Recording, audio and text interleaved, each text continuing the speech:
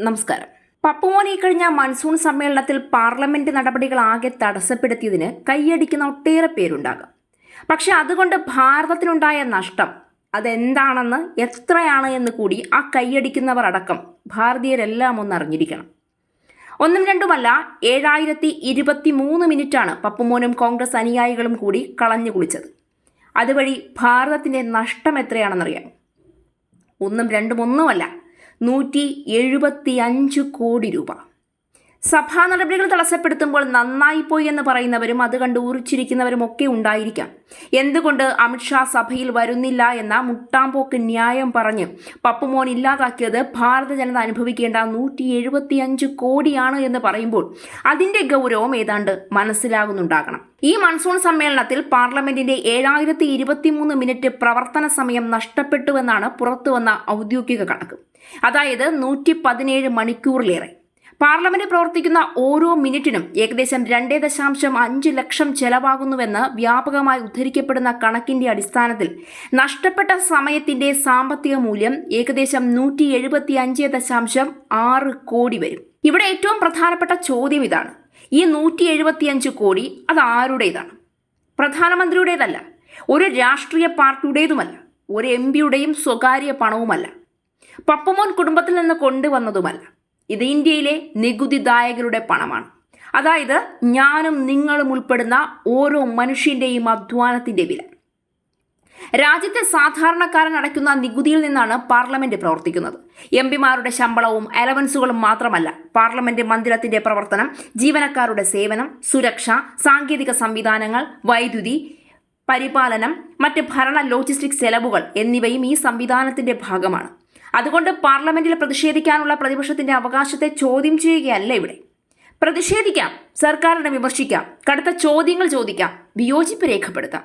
പക്ഷേ സഭ പ്രവർത്തിപ്പിക്കാതിരിക്കുക, അതും തുടർച്ചയായി, എന്നത് പ്രതിഷേധത്തിന്റെ ഏക മാർഗമാകുമ്പോൾ നഷ്ടപ്പെടുന്നത് സർക്കാരിന്റെ സമയമല്ല, ജനങ്ങളുടെ സമയവും പണവും ജനാധിപത്യപരമായ അവകാശങ്ങളുമാണ്. രാഹുൽ ഗാന്ധിയെയും കോൺഗ്രസിനെയും പിന്തുണയ്ക്കുന്നവർ ഒരു ചോദ്യം സ്വയം ചോദിക്കണം: പാർലമെന്റിൽ കയറി ചർച്ച ചെയ്ത് സർക്കാരിനെ പ്രതിക്കൂട്ടിലാക്കുന്നതാണോ യഥാർത്ഥ പ്രതിപക്ഷ രാഷ്ട്രീയം, അതോ സഭ തന്നെ പ്രവർത്തിക്കാതാക്കുന്നതാണോ എന്ന്? ഈ ചോദ്യത്തിനുള്ള ഉത്തരം നൽകേണ്ടത് രാഷ്ട്രീയ പ്രവർത്തകരല്ല, അവരെ തിരഞ്ഞെടുത്ത ഇന്ത്യൻ ജനതയാണ്. പാർലമെന്റ് എന്നത് രാഷ്ട്രീയ പാർട്ടികൾ തമ്മിലുള്ള തെരുവ് പോരാട്ടത്തിനുള്ള മറ്റൊരു വേദിയല്ല. ഇന്ത്യയുടെ നിയമനിർമ്മാണത്തിന്റെയും ഭരണപരമായ ഉത്തരവാദിത്വത്തിന്റെയും ഏറ്റവും പ്രധാനപ്പെട്ട സ്ഥാപനമാണ് പാർലമെന്റ്. ജനങ്ങൾ തിരഞ്ഞെടുക്കുന്ന പ്രതിനിധികൾ അവിടെ എത്തുന്നത് മുദ്രാവാക്യം വിളിക്കാനോ ക്യാമറയ്ക്ക് മുന്നിൽ പ്രതിഷേധ നാടകങ്ങളും ദൃശ്യങ്ങളും സൃഷ്ടിക്കാനോ മാത്രമല്ല, ജനങ്ങളുടെ പ്രശ്നങ്ങൾ ഉന്നയിക്കാനും സർക്കാരിനോട് ചോദ്യങ്ങൾ ചോദിക്കാനും നിയമനിർമ്മാണത്തെ പരിശോധിക്കാനും രാജ്യത്തിന്റെ ഭാവിയെ ബാധിക്കുന്ന വിഷയങ്ങളിൽ ചർച്ച നടത്താനുമാണ്. ഇവിടെ 175 കോടി നേരിട്ടൊരു അക്കൗണ്ടിൽ നിന്ന് പുറത്തേക്ക് പോയി എന്ന രീതിയിൽ മനസ്സിലാക്കുന്നതല്ല ശരി. ഇത് നഷ്ടപ്പെട്ട പാർലമെന്ററി പ്രവർത്തന സമയത്തിന്റെ കണക്ക് കൂട്ടിയ ചെലവാണ്. കാരണം സഭ പിരിഞ്ഞു പോയാലും പാർലമെന്റ് മന്ദിരത്തിലെ ജീവനക്കാർ, സുരക്ഷാ സംവിധാനം, അടിസ്ഥാന സൗകര്യങ്ങൾ, സാങ്കേതിക സംവിധാനങ്ങൾ തുടങ്ങിയവയുടെ ചെലവുകൾ നിലനിൽക്കും. അതിനാൽ ഈ കണക്കൊരു നോട്ടുകെട്ട് മോഷണം പോയി എന്ന തരത്തിലുള്ള നേരിട്ടുള്ളൊരു നഷ്ടമല്ല. ജനങ്ങളുടെ പണം ചെലവഴിച്ചൊരുക്കിയ ഒരു ഭരണഘടനാപരമായ സ്ഥാപനത്തിന്റെ പ്രവർത്തന സമയം ഉപയോഗിക്കപ്പെടാതെ പോയതിന്റെ സാമ്പത്തിക വിലയാണ്. അപ്പോൾ യഥാർത്ഥ നഷ്ടം 175 കോടിയിൽ അവസാനിക്കുന്നുണ്ടോ? ഇല്ല. അതിലും വലിയ നഷ്ടം പാർലമെന്ററി സമയം തന്നെയാണ്. 1 മണിക്കൂർ പോയാൽ അത് തിരിച്ചു പിടിക്കാനാവില്ല. ഒരു ക്വസ്റ്റ്യൻ അവർ നഷ്ടപ്പെട്ടാൽ ജനങ്ങളുടെ ചോദ്യങ്ങൾക്ക് ഉത്തരമില്ലാതെ പോകാം. ഒരു വിഷയത്തിൽ അടിയന്തര ചർച്ച നടക്കാതെ പോയാൽ അതുമായി ബന്ധപ്പെട്ട ജനങ്ങളുടെ ആശങ്കകൾ രേഖപ്പെടുത്താതെ പോകാം. ഒരു ബില്ലിനെ വിശദമായി പരിശോധിക്കേണ്ട സമയം നഷ്ടപ്പെട്ടാൽ നിയമനിർമ്മാണത്തിന്റെ ഗുണനിലവാരത്തെയും അത് ബാധിക്കും. ഈ സമ്മേളനത്തിനും ബഹളത്തിനിടയിലും പ്രതിഷേധത്തിനിടയിലും നിയമനിർമ്മാണ പ്രവർത്തനം നടന്നിട്ടുണ്ട്. റിപ്പോർട്ടുകൾ പ്രകാരം നിരവധി ബില്ലുകൾ, 20-ലേറെ ബില്ലുകൾ പാസാക്കിയെങ്കിലും അവയിൽ പലതും ബഹളത്തിനിടയിലോ പ്രതിപക്ഷ വാക്കൌട്ടിനിടയിലോ ആയിരുന്നു. അതാണ് കൂടുതൽ ഗുരുതരമായ മറ്റൊരു പ്രശ്നം ഉയർത്തുന്നത്. സഭ പ്രവർത്തിച്ചില്ല എങ്കിൽ നഷ്ടം, പ്രവർത്തിച്ചാലും വേണ്ടത്ര ചർച്ചയില്ല എങ്കിൽ ജനാധിപത്യത്തിന്റെ ഗുണനിലവാരത്തിന് നഷ്ടം. ഇവിടെയാണ് രാഹുൽ ഗാന്ധിയെയും കോൺഗ്രസ് നേതൃത്വത്തിലുള്ള പ്രതിപക്ഷത്തെയും ചോദ്യം ചെയ്യേണ്ടത്. സർക്കാരിനെ വിമർശിക്കാനുള്ള അവകാശം പ്രതിപക്ഷത്തിനുണ്ട്. സർക്കാരിനെതിരെ ആരോപണം ഉന്നയിക്കാനുള്ള അവകാശമുണ്ട്. നീറ്റ് പോലുള്ള വിഷയങ്ങളിൽ ചർച്ച ആവശ്യപ്പെടാം. സർക്കാരിന്റെ നയങ്ങളെ ചോദ്യം ചെയ്യാം. എന്നാൽ സഭയിൽ ചർച്ച ചെയ്യാൻ കഴിയുന്ന വിഷയത്തെ സഭ തന്നെ സ്തംഭിപ്പിക്കുന്നതിലേക്ക് മാറ്റുന്നത് എത്രത്തോളം ജനാധിപത്യപരമാണ്? ഒരു ശക്തമായ പ്രതിപക്ഷം എന്നത് സർക്കാരിനെ സംസാരിക്കാൻ അനുവദിക്കാത്ത പ്രതിപക്ഷമല്ല, സർക്കാരിനെ സംസാരിക്കാൻ നിർബന്ധിതമാക്കുന്ന പ്രതിപക്ഷമാണ്. കണക്കുകളും രേഖകളും ചോദ്യങ്ങളും തെളിവുകളും ഉപയോഗിച്ച് സർക്കാരിനെ വളയാൻ കഴിയുമ്പോഴാണ് പ്രതിപക്ഷത്തിന്റെ കഴിവ് തെളിയുന്നത്. ഇല്ലാതെ മുട്ടാമ്പൊക്ക് ന്യായങ്ങളും ഇല്ലാത്ത തെളിവുകളും ഉണ്ട് എന്ന് പറഞ്ഞ് വരുത്തി തീർത്തുകൊണ്ട് സഭാ നടപടികൾ തടസ്സപ്പെടുത്തി രാഷ്ട്രീയം കളിക്കുന്നതല്ല. പ്രധാനമന്ത്രിയോടും മന്ത്രിമാരോടും തുടർച്ചയായി ചോദ്യങ്ങൾ ചോദിക്കുക, ബില്ലുകൾ ഓരോന്നായി പരിശോധിക്കുക, ഭേദഗതികൾ അവതരിപ്പിക്കുക, പാർലമെന്ററി കമ്മിറ്റികളിൽ വിഷയങ്ങൾ എത്തിക്കുക. ഇതാണ് ജനാധിപത്യപരമായ പോരാട്ടത്തിന്റെ യഥാർത്ഥ രൂപം. പാർലമെന്റിന്റെ നടുത്തളത്തിൽ മുദ്രാവാക്യം വിളിച്ച് സഭ പിരിച്ചുവിടുന്നത് അതിനേക്കാൾ എളുപ്പമാണ്. ക്യാമറകൾക്ക് മുന്നിൽ പ്രതിഷേധം കാണിക്കുന്നതും എളുപ്പമാണ്.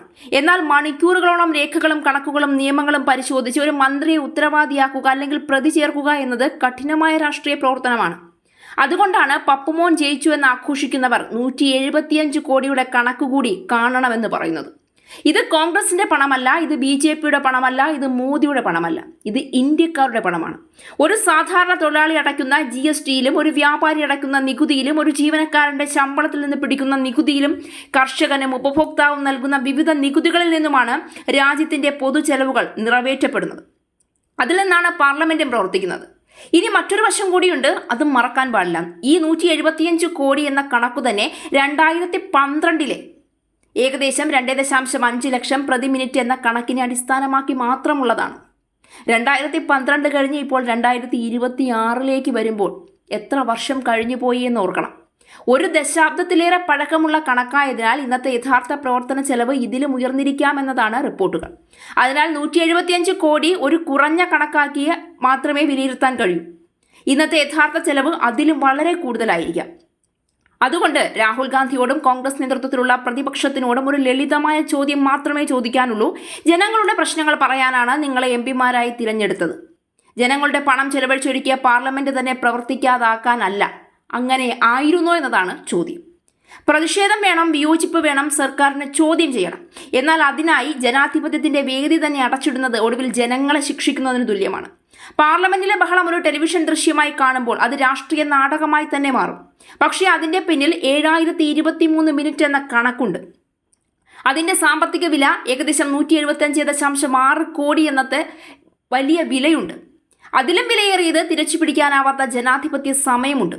അതുകൊണ്ട് പപ്പുമോന്റെ പേരിൽ കൈയടിക്കുന്നവർ ഒരു നിമിഷം കൈയടി നിർത്തി ഈ ചോദ്യം ചോദിക്കണം: ആരെയാണ് തോൽപ്പിച്ചത്? സർക്കാരിനെയോ അതോ ഇന്ത്യയിലെ നികുതിദായകരെയോ? പാർലമെന്റ് തടസ്സപ്പെടുത്തി രാഷ്ട്രീയ വിജയം നേടിയെന്ന് ഒരു പാർട്ടിക്ക് അവകാശപ്പെടാം. പക്ഷേ 175 കോടി രൂപയുടെ കണക്കിന് മുന്നിൽ ആ വിജയം എത്രമാത്രം അഭിമാനിക്കാവുന്നതാണ് എന്ന് തീരുമാനിക്കേണ്ടത് രാഷ്ട്രീയ പാർട്ടികളല്ല, ജനങ്ങളാണ്. ജനാധിപത്യത്തിൽ പ്രതിപക്ഷത്തിന്റെ ശക്തി സഭ അടച്ചിടുന്നതിലല്ല, സഭയ്ക്കുള്ളിൽ നിന്ന് സർക്കാരിനെ മറുപടി പറയിപ്പിക്കുന്നതിലാണ്. ജനങ്ങളുടെ പണം ചെലവഴിച്ചൊരുക്കിയ പാർലമെന്റിനെ പ്രവർത്തനരഹിതമാക്കുന്നത് രാഷ്ട്രീയ പോരാട്ടമല്ല, അത് ജനങ്ങളോടുള്ള ഉത്തരവാദിത്തത്തിന്റെ പരീക്ഷയാണ്. ആ പരീക്ഷയിൽ പപ്പുമോൻ പരാജയപ്പെട്ടു, ദയനീയമായി പരാജയപ്പെട്ടു.